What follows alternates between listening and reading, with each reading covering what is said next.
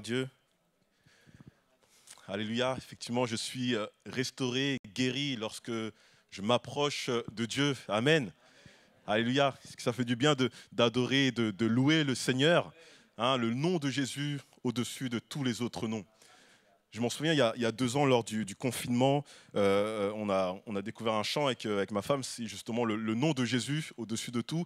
Et durant tout le confinement, on écoutait ce chant à la maison et il y avait vraiment une atmosphère de bénédiction. Hein. Lorsqu'on élève, lorsqu'on adore le nom de Jésus, il se passe quelque chose. Amen. Alléluia. Nous allons lire ensemble un texte qui se trouve dans l'évangile de Marc, chapitre 5. Et je lis à partir du verset 21. Et le titre du message ce soir, c'est « Sur le chemin de la guérison ». Alors Marc 5, 21, Jésus dans la barque regagna l'autre rive, où une grande foule s'assembla près de lui. Il était au bord de la mer. Alors vint un des chefs de la synagogue, nommé Jaïrus, qui l'ayant aperçu se jeta à ses pieds et lui adressa cette instante prière. « Ma petite fille est à l'extrémité. Viens, impose-lui les mains, afin qu'elle soit sauvée et qu'elle vive. » Jésus s'en alla avec lui et une grande foule le suivait et le pressait. Et je prends simplement dans Matthieu 9, 19, il nous est dit, Jésus se leva et le suivit avec ses disciples. Alléluia.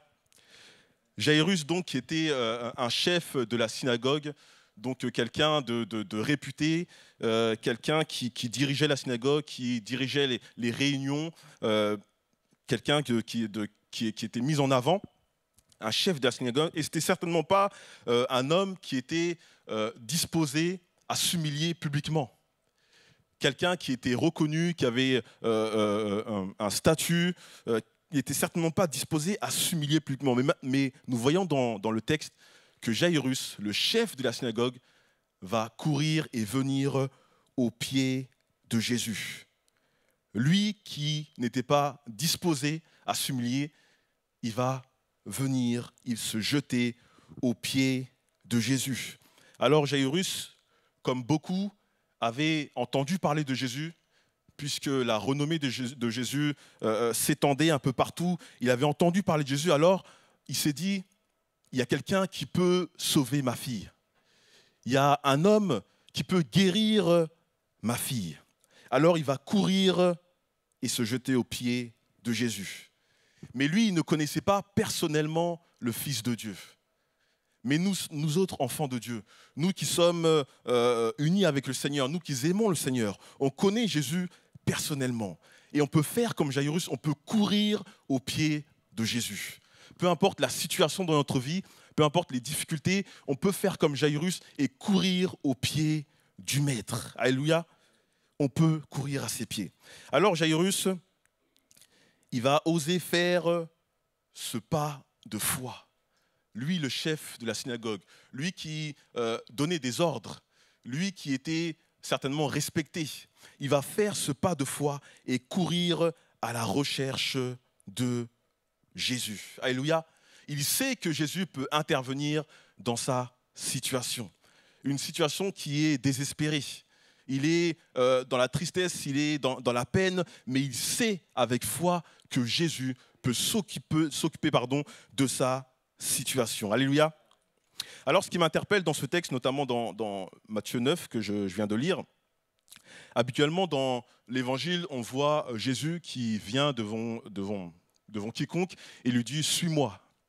Jésus, souvent, il va dire à quelqu'un « Suis-moi » et la personne va suivre Jésus ou pas d'ailleurs. Mais là, dans le texte, on voit que Jaïrus va demander à Jésus de le suivre. Et Jésus va se lever et suivre Jaïrus. Et pourquoi Jésus va se lever et suivre Jaïrus? Parce que Jaïrus, qui est un chef, va même donner un ordre à Jésus. « Viens, impose les mains, suis-moi ». Et Jésus va le suivre. Jésus va se lever et va répondre à la foi de Jaïrus. Alléluia. Une foi qui fait lever Jésus. Jésus se lève, non pas parce qu'il a reçu un ordre de Jairus, mais parce qu'il va répondre à la foi de Jairus.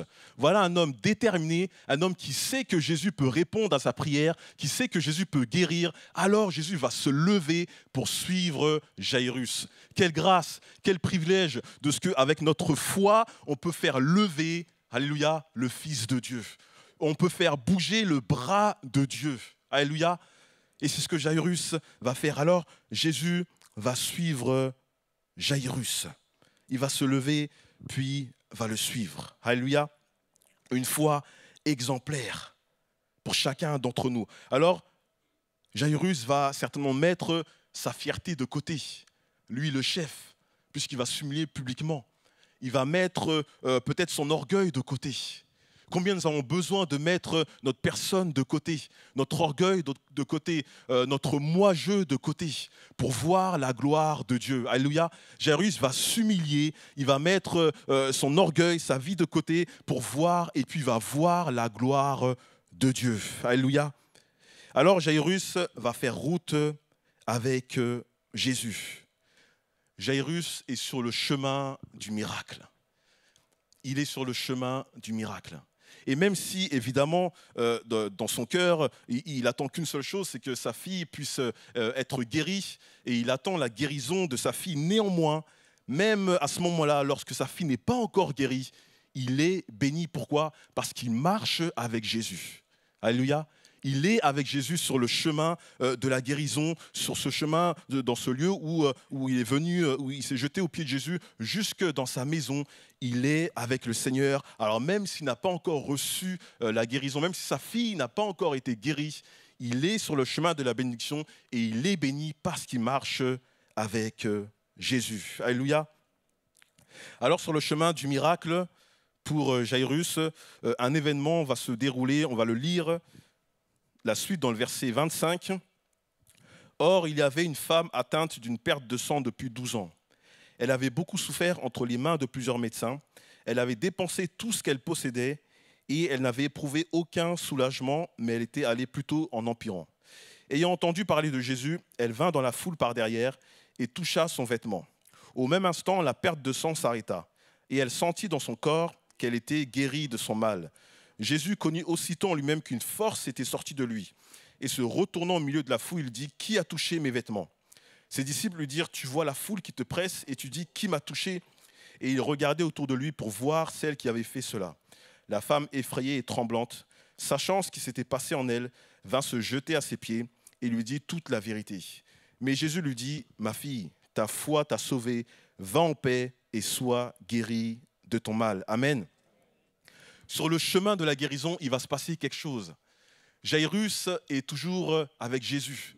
Jairus attend dans son cœur la guérison. Mais voilà qu'ils sont arrêtés sur le chemin par une femme qui, elle aussi, cherche la guérison. Une femme, encore une fois, qui est un exemple pour chacun d'entre nous. Elle va toucher le bord du vêtement de Jésus avec foi, puisque au fond d'elle, elle va se dire, même si je touche le bord de son vêtement, je peux être guéri. Quelle foi exemplaire pour chacun d'entre nous. Alléluia.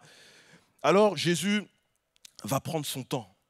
Il va prendre son temps alors qu'au même moment, Jairus, lui, est pressé. Lui, il attend qu'une seule chose, c'est que Jésus puisse arriver chez lui pour guérir sa fille. Mais Jésus, il va prendre son temps. Il va prendre le temps de se retourner, de se demander qui l'a touché. Il va prendre le temps de donner un mot de confirmation à cette femme. Il va prendre le temps de l'encourager. Jésus va prendre son temps. Alors que Jairus, lui, est pressé. Et combien, parfois, souvent d'ailleurs, on est pressé dans notre vie, on veut obtenir quelque chose, on veut une guérison, on veut une bénédiction, et on est pressé, mais le Seigneur prend son temps. Le Seigneur n'est pas pressé par le temps, le Seigneur n'est pas pris par le temps, alléluia, le Seigneur est le maître du temps. Alors, si nous sommes pressés, Jésus prend son temps, il connaît toutes choses. Ne panique pas, Dieu est le maître du temps et des circonstances, alléluia. Alors Jésus va prendre son temps. Et Jairus, certainement, il va s'impatienter. Mais sur le chemin de la guérison, Jairus va être encouragé lorsqu'il va voir que Jésus va guérir cette femme. sa fille n'est pas encore guérie, Jésus n'est pas encore arrivé chez lui, mais sur ce chemin de la guérison, il va être encouragé en voyant cette femme être guérie. Et combien sur le chemin de la guérison, alors que nous n'avons pas encore reçu la réponse de Dieu peut-être, on peut être encouragé sur la route, encouragé par une parole de Dieu, encouragé par la vie d'un frère, d'une sœur, encouragé par ce que Dieu fait dans la vie d'un frère, une sœur, alléluia, encouragé par une parole de l'Esprit de Dieu.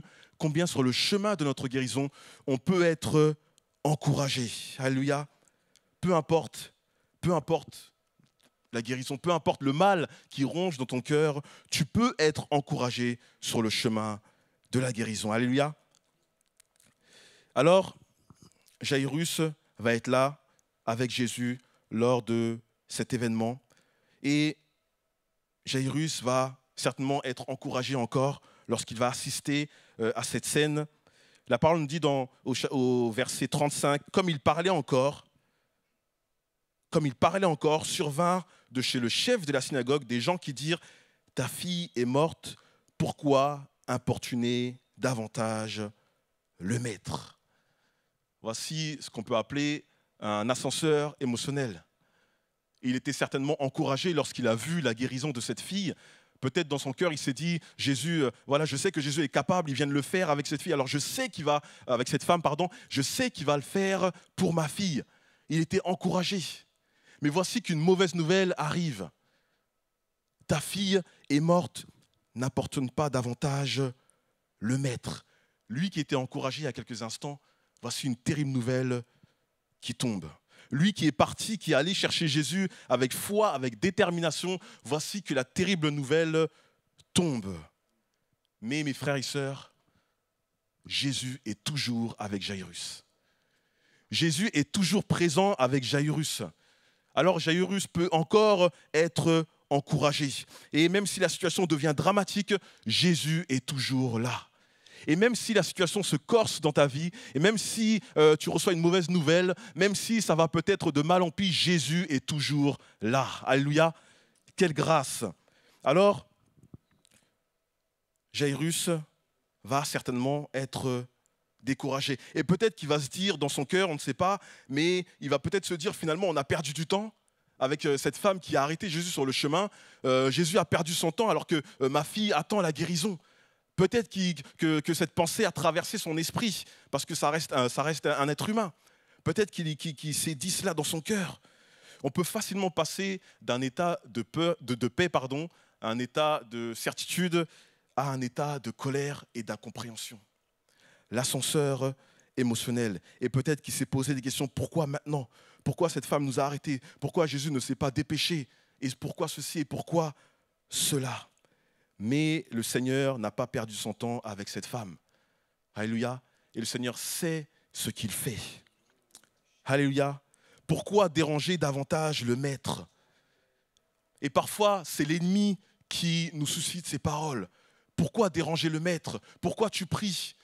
Pourquoi tu persévères ? Pourquoi tu continues ? Puisque la situation est terminée, puisqu'il n'y a plus rien à faire. Pourquoi importuner le maître ? Alléluia. Mais continuons à persévérer. Continuons à avoir les yeux fixés sur Jésus. Jésus est toujours là. Il est toujours avec Jairus. Jésus ne s'est pas retiré. Alléluia. Et la parole nous dit au verset 36, mais Jésus, sans tenir compte de ces paroles, dit au chef de la synagogue, ne crains pas, crois seulement. Alléluia. Mais Jésus, sans tenir compte des paroles. Combien nous, on s'arrête sur les paroles d'autrui. Combien on peut être influencé par les paroles d'un tel ou un tel. Mais Jésus ne va pas tenir compte des paroles. Crois seulement. Fais confiance au Seigneur. Alléluia. Il ne va pas tenir compte de ces paroles. Crois seulement. Crois seulement que Jésus peut tout changer. Sur le chemin de la guérison, ne crains pas. Crois seulement et ne tiens pas compte des paroles négatives autour de toi. Mais garde les yeux fixés sur Jésus. Et je vais lire la suite au verset 37. Et il ne permit à personne de l'accompagner, si ce n'est à Pierre, à Jacques et à Jean, frère de Jacques. Ils arrivèrent à la maison du chef de la synagogue, où Jésus vit une foule bruyante et des gens qui pleuraient et poussaient de grands cris. Il entra et leur dit, « Pourquoi faites-vous du bruit et pourquoi pleurez-vous ? L'enfant n'est pas morte, mais elle dort. » Et ils se moquaient de lui. Alors, ayant fait sortir tout le monde, il prit avec lui le père et la mère de l'enfant et ceux qui l'avaient accompagné, et il entra là où était l'enfant. Il la saisit par la main et lui dit, Talitha Koumi, ce qui signifie « Jeune fille, lève-toi, je te le dis ». Aussitôt, la jeune fille se leva et se mit à marcher, car elle avait 12 ans, et ils furent dans un grand étonnement. Alléluia. Tout est possible à celui qui croit. Et la fille de Jairus, va être guérie miraculeusement. Jairus ne s'est pas déplacé pour rien au pied du Maître. Alléluia. Jairus a fait preuve de foi et Jésus a répondu à la foi de Jairus. Alors, garde la foi, continue de marcher avec le Seigneur, même si c'est difficile, le Seigneur revient bientôt, garde les yeux fixés sur lui. Oui, Jésus veut te bénir, oui, Jésus veut te garder, alléluia. Oui, le Seigneur veut que tu ailles plus loin avec lui, que son nom soit béni. Alléluia, Seigneur Jésus. Seigneur, merci encore, Seigneur, pour ta parole, Seigneur. Merci, Seigneur, pour la foi de Jairus, un exemple pour chacun d'entre nous. Seigneur, dans notre vie, Seigneur mon Dieu, on veut fixer les regards sur toi, le maître de notre vie. Merci Seigneur Jésus parce que sur le chemin de notre guérison, tu es avec nous Seigneur.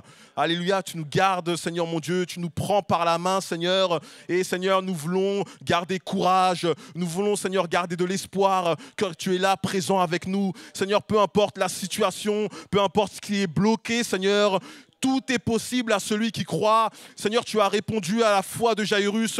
Alors oui, tu peux répondre à notre foi ce soir. Merci de garder notre foi. Merci de garder notre vie. Merci d'encourager ton Église encore ce soir à aller plus loin, à avancer, à progresser. Seigneur mon Dieu, nous chassons tous les œuvres de l'ennemi, de l'adversaire. Nous brisons les œuvres de Satan et nous marchons dans la victoire avec toi. Merci encore Jésus. Que ton nom soit glorifié à jamais. Amen.